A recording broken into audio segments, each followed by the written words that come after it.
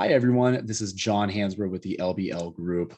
Really excited to be joining you today, and I'm glad you're here. We are really in an interesting time right now. We're getting through COVID. There obviously was a lot going on that was affecting businesses throughout the last couple of years. As we're really bouncing back and the economy is coming back, and there's a lot of things going on now when it comes to bringing in talent to the marketplace, trying to deal with some of the things that are going on right now. We'll jump into some of those business issues that we're facing. There's a real need to reassess how we're going to be competing in the marketplace. And in our role as benefits consultants, benefit advisors, that's a really interesting thing because sometimes we've just been hung up on administrative service elements of the work that we do. But there's a real need to think strategically around what we are offering and what our clients are putting out there and how they're competing in the marketplace and how we can better play into that growth opportunity, the ability for them to go out and just be in their marketplace. And so actually 1 second, I'm going to turn the light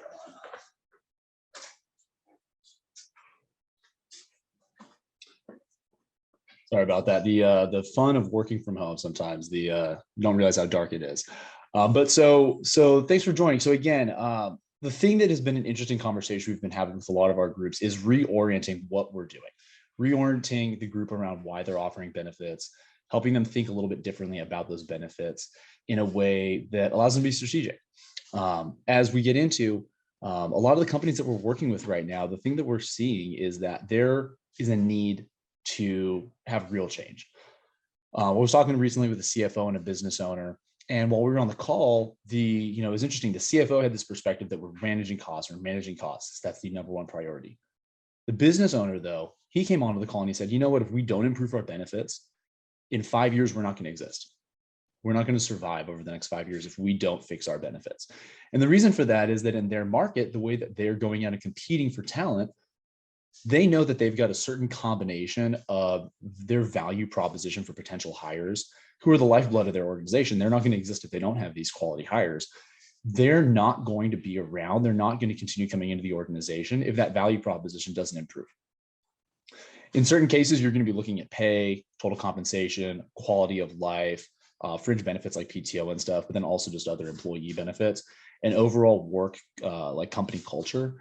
And so some companies they're not going to necessarily change the needle on some of those things like, pay, for example. You can scale that up or down, sometimes immediately, sometimes not immediately, though, depending on where the company is at financially. Company culture, that can take a long time to evolve and work on.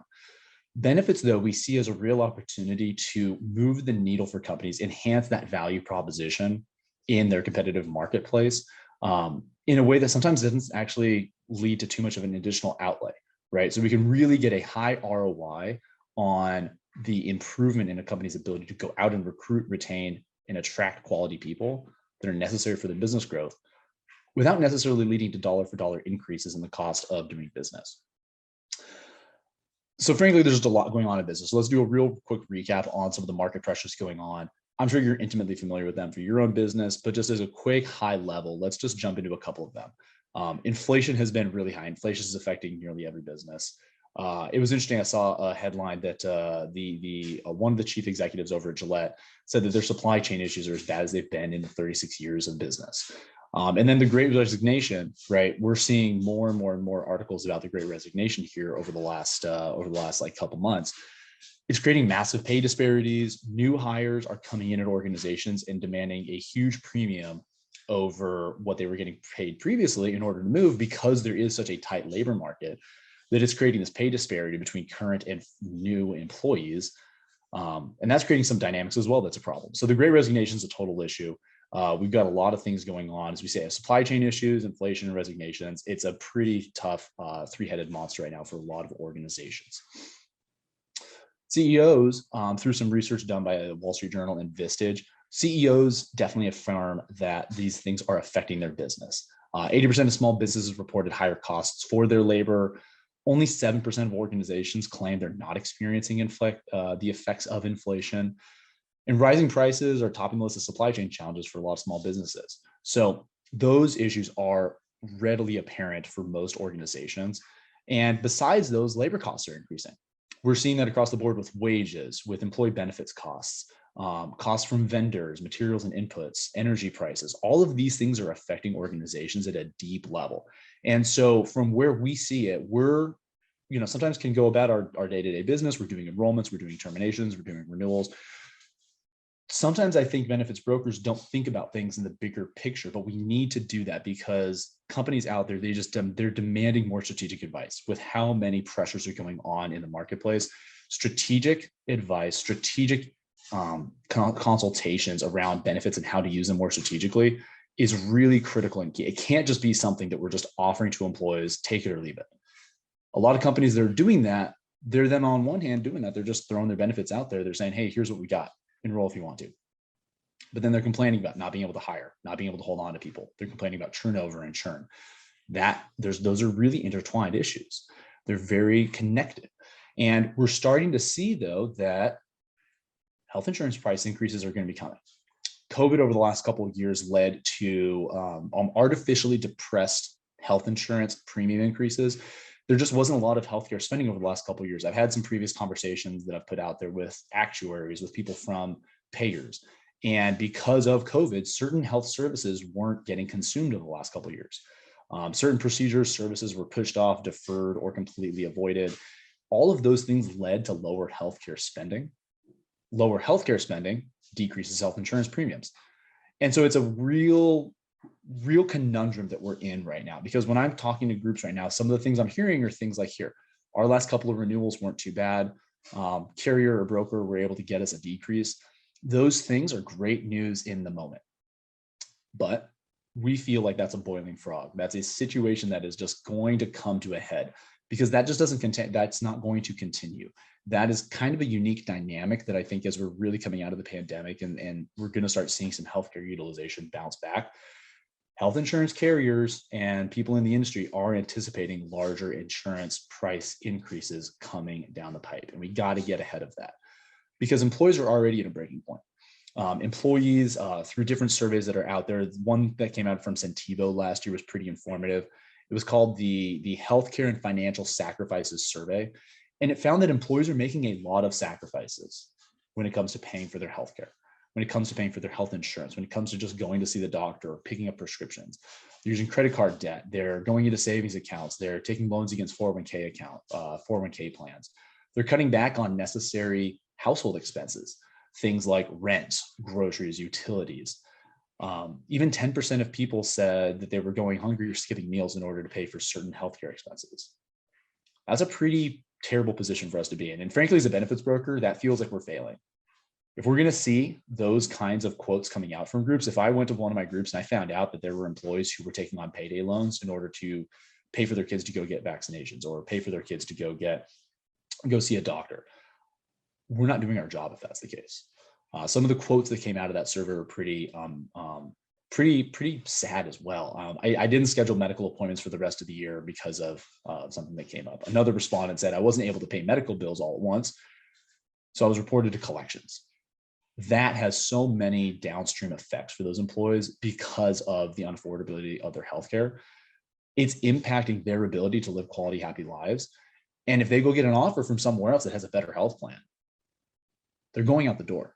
These are leading to mental and behavioral issues as well for employees. That the survey also found findings of that employees who are having these issues with their health plan, they have lower scores on mental and behavioral health measurements because of their health plan. So not only is our health plan sometimes ill-equipped to treat people with those symptoms, but they actually might sometimes be the catalyst for those symptoms to start with. That could be another problem. So we've established that there's currently business issues going on. There's a lot of pressures in the marketplace. Companies need relief in a couple different areas, and they need to be hiring and attracting and retaining people, especially in today's tight labor market. How do we do that? Well, from our perspective, again, benefits are kind of a weird animal for a lot of companies' expenditures.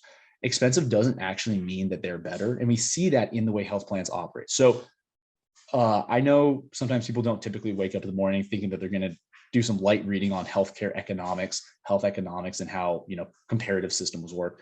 Just bear with me. We're going to do 2 quick slides on healthcare economics, really quick at a high level. The US is an outlier. Sometimes we talk about that positively. This isn't a negative light. The US is an outlier because of how high our healthcare spending is. Our healthcare spending compared to other countries is incredibly high. What are we getting for that? Well, unfortunately, we are also having lower healthcare system performance compared to other countries. So when we look at the Netherlands, Norway, Austria, New Zealand, the UK, Germany, Sweden, France, and Canada, and Switzerland, they're all performing much higher than us on their healthcare system. That's measuring things like mortality, morbidity, different measurements on like cardiovascular outcomes, cancer outcomes, and whatnot. We're spending a ton of money. We're not getting a ton for it. We're spending a lot of money and we're not getting a ton for it. That's not good. So what's causing that? And again, as employers, I'm going to get to why exactly this is so important for you to understand as an employer, as someone sponsoring employee benefits. Well, in the US, we've got kind of some total market breakdowns. Frankly, we just pay a lot for the healthcare that we receive. We don't necessarily utilize more. We don't necessarily, as we talked about, get better care. We're just spending more for it. There's a guy that I really like, Uwe Reinhardt. He was a healthcare economist at Yale, and he had a pretty funny named paper that came out a couple of years ago. It's called It's the Price is Stupid, which is referencing an old political saying. But the US is different from other countries in the healthcare system because we're just spending a lot. Our prices are just really high, and they're not connected to quality. A lot of measurements, a lot of studies have been out there about how our healthcare system does not tie the prices that we pay to the quality that we receive. We see a lot of issues in the market dynamics because healthcare is a weird market, right? If you want to go out there and buy a car, you've got a lot of competing vendors trying to sell you a car. There's a little bit more market efficiency there. We're going to see more market efficiency if you go buy a book, if you go potentially, I would say buy a house, but obviously the housing market is kind of bonkers right now.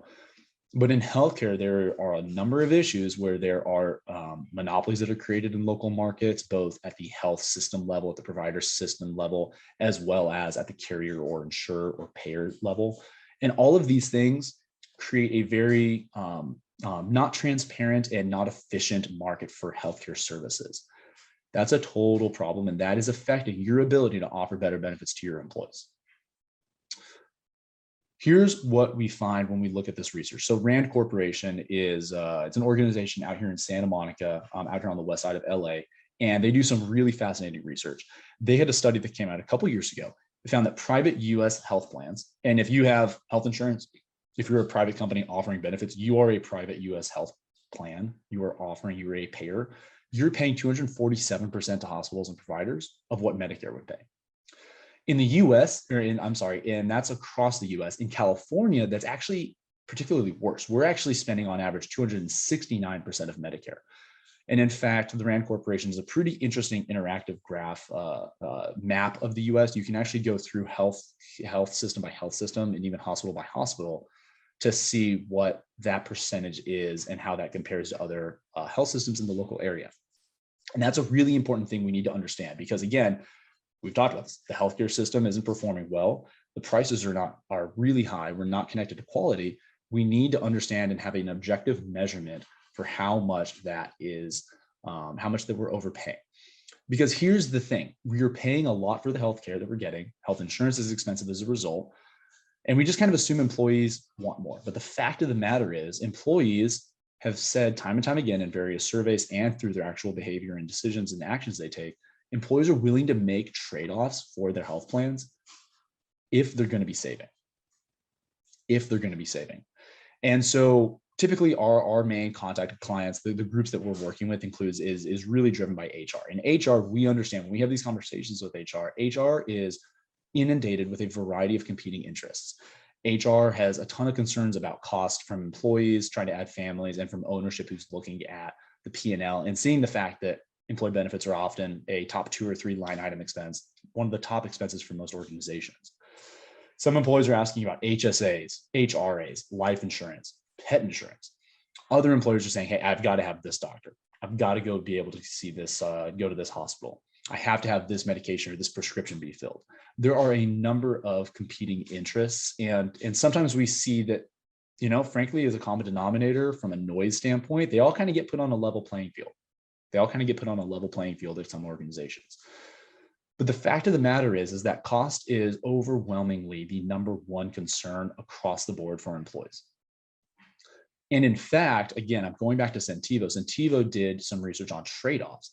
Respondents to this survey were willing to sacrifice health plan features if they could realize significant savings. And I say if there, I put a lot of emphasis on if, because is what we have seen in our work as benefits brokers. We've been doing this work for a while. We've worked with a ton of groups here in Southern California and across the country, is that if we just cut plan benefits and premium increases aren't as severe, employees don't get that. They don't know that, well, we don't have a 12% increase. We only have a 5% increase. So I should be thankful for that. To employees, they just have a 5% increase and their plans got a little crappier.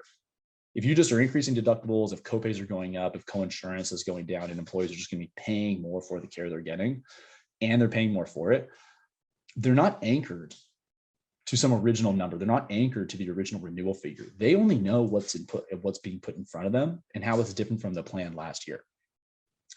And in fact, employees are willing to not necessarily go to any pharmacy, require referrals for specialists, possibly choose a primary care physician from a curated list. There's a number of things that employees have said they might do if they would realize significant savings. Because at the end of the day, healthcare is about affordability and accessibility. Employees want to have accessible healthcare at affordable prices. Having 10 times as many providers in a network, that's good in some ways. I know a lot of employers look for that kind of thing. We do talk about that. We talk about, oh, this is a broad network. This is a really broad network. Well, when we have a really big tent, we sometimes let in underperformers. We sometimes accept some stuff that we might not accept if we had a little bit more of a curated list. And so employees are looking for cost relief. Employees are looking for cost relief if we're able to bring solutions to the table that significantly move the needle. We've got to churn those cost savings into real changes to those plan features have to have real cost savings attached in order to make a difference. How do we put that into practice though? I think in our perspective here at Acrisure and through the LBL group is that one of the biggest opportunities that we're seeing right now, and particularly it's something that's coming down market from the larger employers, is a retooling, a re-envisioning of healthcare plan dynamics. That's a little gobbledygook. Basically, hospitals want your business. Hospitals really want to work with your employees. That's your leverage. Let's use that leverage, because too often employers are left without leverage in this conversation. They're forced to accept higher prices because you're working through health insurance carriers and you're just hoping that the health insurance carriers are using their size, their scale in order to make a change here. Health Affairs, one of the leading healthcare economic journals out there, did some research and they found that national health spending is projected to hit $6.8 trillion by 2030. 2021 spending was projected to close out at about 4.3 trillion. That means that healthcare spending is projected to grow about 5% on average year over year between now and 2030. For our healthcare industry to reach $6.8 trillion by 2030, where's that money going to come from? The money's going to come from some payer. And in the US, we have about 160 million people covered by commercial health insurance plans by their employer provided coverage. That's a pretty good source for where a couple more $1 trillion is going to come from. That's where a lot of these health systems, a lot of these providers, that's where they're anticipating increased revenue to come from. We also see dynamics with how health and healthcare payments come in, that Medicare is low reimbursement for a lot of providers. A lot of providers, they could not get by if they were getting 100% of Medicare prices. So for those commercial payers, and then for those health systems, the way that they're looking at this, they see employers. They see employers as the ones with the deeper pockets, less transparency, lots of asymmetrical information. You don't necessarily know what you're paying for. So Warren Buffett, obviously you know who he is. It's kind of funny trying to do some research on quotes. Sometimes you find that they're, apocryphal. They're attributed to one person when they're really said by someone else who's not as notable as them. Einstein's a great example of this. Einstein didn't say most of the stuff we say he said. Warren Buffett and Amarillo Slim, they kind of have gone back and forth on who actually said this, and they've debated it themselves. But look around the poker table. If you can't see the sucker, you're it. If you're sitting at a poker table and you've been playing for 30 minutes and you're trying to figure out who you're going to beat and who you're going to take money from, and you can't figure out who the sucker is, it might be you. Here's a quote from a hospital executive. I heard this a couple weeks ago from Elizabeth Mitchell. She's CEO of the Pacific Business Group on Health. This hospital executive said 2022 is like 2020 without the CARES Act, which was a large stimulus from COVID. We'll have to look to commercial purchasers to make up the difference. So hospitals and health systems look at their overall revenue. They look at the services they're providing. If they're providing too much Medicare, Medicaid, public payment programs, those kinds of patients, they're not having the margin that they need. And remember, health systems, while they're technically nonprofits, there are health systems with billions of dollars in surplus. They are absolutely looking at where their patients are coming from and how they can adjust their prices. Again, we talked about prices in this country and how they're really detached from quality. Because if I'm going to see the doctor and I'm on a private plan, and you're going to see the doctor and you're on Medicare, we might get the same service. We're getting the same thing. I'm just possibly going to pay a lot more for it, according to the research that we've talked about before. So you have to understand that that health systems view employers as the cash cows that are propping up their businesses. Now, turning the tables on this, we talked about that. Hospitals want to work with you. They want your business. We need to leverage that. And that's a different thing that a lot of employers, I don't think, have really thought about before, is how do I leverage that? Because if you're a 150 life, 250 life, even a 500 life group in a local geography, you probably don't have high level contacts at your hospital. They're not coming to you. They're going to the large health insurance carriers. They're going to get in network. Well, let's turn the table on that dynamic. And that is where there's a lot of opportunity we're seeing right now in the small and middle market. Affordable hospital care is going to come about through competition and price transparency. There were some interesting things that came out on transparency over the last couple of years. Transparency is going to tell you what you're paying and where it's going. If we don't know those things, we're not going to be able to take effective action on improving your health plans. If we're creating some control in your health plan, that's going to let you pick your strategy and your business partners. Even self-insured employers, sometimes self-insurance is held up as this holy grail. Well, just being self-insured, you have some more transparency, you have some more control and ideas of where you're spending money, but you haven't put that control into practice. Self-insured employers still sometimes have very little say in hospital price negotiations. You might be in a geography where there's one dominant health system. If you go to them and you say, hey, I need better prices, they've got all the leverage. So we need to understand your local market. You need to be in a position where you can say, hey, I know that, in Michigan, Henry Ford Health System is working directly with GM. I know that Disney is working directly with Orlando Health out in Florida. And I know that Boeing has done some things with Memorial Care here in our own backyard in Southern California, offering healthcare directly to employees, giving better prices because of that, because the employer is steering employees to these quality health systems in competitive markets for reduced prices, better outcomes, and overall healthier employees.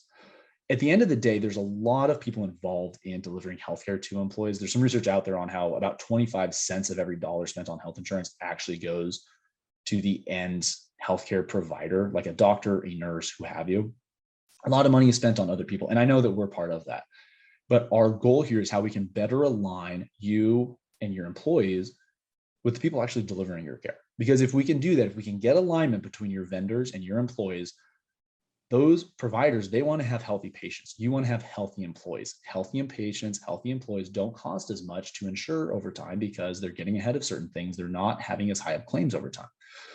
This is a real opportunity because previously this has been reserved for just the largest organizations. You're going to look at GM, Disney, and Boeing, and you're going to say, okay, I understand 40,000, 50,000 employees or more. We're not that big. How are we going to put this into practice? Well, the reality is that there are ways that we are bringing now direct contracting down market so that employers are able to go and work with these health systems directly, so that employers are going to those health systems. For sending employees to those health systems, we're able to get you better prices on your health care. And so for doing that, we get a lot of opportunities to apply that in different ways. We get better pricing on the actual health care that you're sending. We can do different things to address in the plan design and make some really attractive changes there that helps you really improve your plans to a degree that, again, getting back to the whole point of this conversation, helps you make your benefits a competitive advantage in your marketplace. Because if your competitors, if you're competitor A, competitor B down the street, they're also going to the same small group marketplace. They're going to the same large group risk pools. They're offering generally the same benefits as you then. So we got to think differently about that. If we can think strategically and we can start putting into place more advantageous plans for your employees, that allows you to put health plan savings to work in various ways. We think that there's a lot of opportunity for groups to go out there and say, hey, you know what, we're going to send you to this local large health system. We're going to incentivize you to do that. If you go to hospital A, you're going to have no deductible. We're going to fully pay for your employee coverage. Just go to that hospital, work with a PCP there, go through and get really embedded with that hospital. Let's get back to a direct connection with your healthcare providers and not bring in all this crap that the health insurance carriers introduce, pre-authorizations and all that stuff. Because the fact of the matter is we need to simplify plans for employees. A lot of research out there, Americans don't understand basic health plan terms because they're really freaking complicated. I was on the phone with one of my employees the other day, one of our account managers, just walking through some of the details about how a certain plan works, because we all need that information sometimes. Like, health insurance is so incredibly complicated, it makes it really hard for employees to understand it. What we don't understand, we don't value. And so you might still be spending $400 or $500 a month on employee coverage, and employees don't even know what it is. They don't understand it. It's too complicated. They can't use it. What kind of ROI is that getting for you? Employees have avoided care treatment because they're unsure what their insurance covers. This is especially pernicious. The orange graph here is the people who said yes to this at the lower income marks. But for a lot of employers, you have a lot of employees in this space. Those employees, you're spending thousands of dollars a year on their health insurance, and they don't necessarily know what they have. They're not going to value it. So let's go to these employees. Let's go to them and say, hey, you know what? You're going to have no deductible health insurance, and it's going to be so advantageous for us as an organization to offer this to you. We're going to fully pay for the coverage or pay a significant portion of it. That's what a company like an Activision is doing nowadays. We can do that at these lower group sizes nowadays, and it makes a really it's going to move the needle for how companies are out there competing in the marketplace with benefits. Because if you can go to prospective employees and you can say, hey, we are going to win on company culture, on some of the compensation that we're going to change for you and improve for you. We're also going to offer you potentially free health insurance. It's going to have no deductible. That's going to move the needle for those employees. And likewise, if you're an employee already at an organization and you know that if you're leaving to go to a competitor and you're suddenly going to have to start paying a couple $100 a month at least for your health insurance, oh, and there's a deductible on it, that's going to change things for you. That's going to change the math you are thinking about and you're processing as you're considering whether to leave the organization. So better benefits are going to help you recruit better. They're going to help you retain. They're going to allow you to attract greater numbers and qualities of employees by enhancing your plans in a way that doesn't actually have to cost more, because we're addressing these underlying drivers, the healthcare prices, quality outcomes for employees. At the end of the day, our process is we are looking at how we can refinance health plans in order to enhance the attractiveness and the value proposition of those benefits packages for employers, in order so they can go out and attract and recruit and retain the employees they need to keep the lights on and just take the business to the next level. You might just be looking to bring on more employees, continue operations. Maybe though you're an organization and you're saying, hey, we really need to start attracting some higher quality people to take our business to the next level. We can adjust this depending on your organization's goals and kind of where you're at. One thing that we're seeing with some groups is that groups are using the health plan savings to increase their match on the 401k account. Well, that's pretty cool. Employers are going to get better healthcare and they're getting more of a 401k contribution. That's going to change as well the value proposition. So hopefully this was helpful. Again, I didn't want to go too into the weeds on healthcare economics. That's not really what you're here for. At the end of the day, you know that businesses out there are facing a lot of pressures right now. Inflation, supply chain issues, the tight labor market, even cybersecurity. There's a number of things out there as a headwind for a lot of organizations. But we know through the work that we've done that there are dollar for dollar opportunities in the health insurance and the employee benefit spend for companies where we can go in and improve benefit plans in ways that don't cost more money, that won't cost you more, in order to enhance your attractiveness as an organization. If you can do that, that can help you make your benefits a competitive advantage and not just a cost and expense on your P&L. That's a little bit of a different conversation than we're used to having. I'm incredibly encouraged of it. Talking about COBRA administration and all this stuff in years past is not nearly as fun as trying to figure out, hey, how are we taking your business to the next level through your benefits? That's where we're at nowadays, though, and it's really an exciting time. If you have any questions, feel free to reach out to me. My email is here. You can also reach out to me on Calendly and schedule a meeting directly. I'm going to be doing one of these next month on benefits and DEI. So there's some really interesting things out there on all these companies who have these DEI initiatives, we believe that there's some really valuable ways to tie in your benefits to it. But I'll leave this open here for a few minutes if anyone has any questions. But otherwise, it was a pleasure spending some time with you. I hope this was helpful and you came away with some nuggets. Feel free to drop them in before you go. Otherwise, have a great one and we'll talk to you soon. Thanks. And so like I said, yep, any questions? Yeah, thank you, Megan.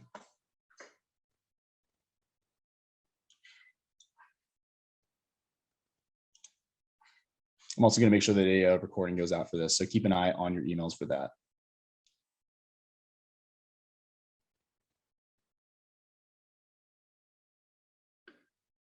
All right. Thanks, everyone. Have a great one. Talk to you soon.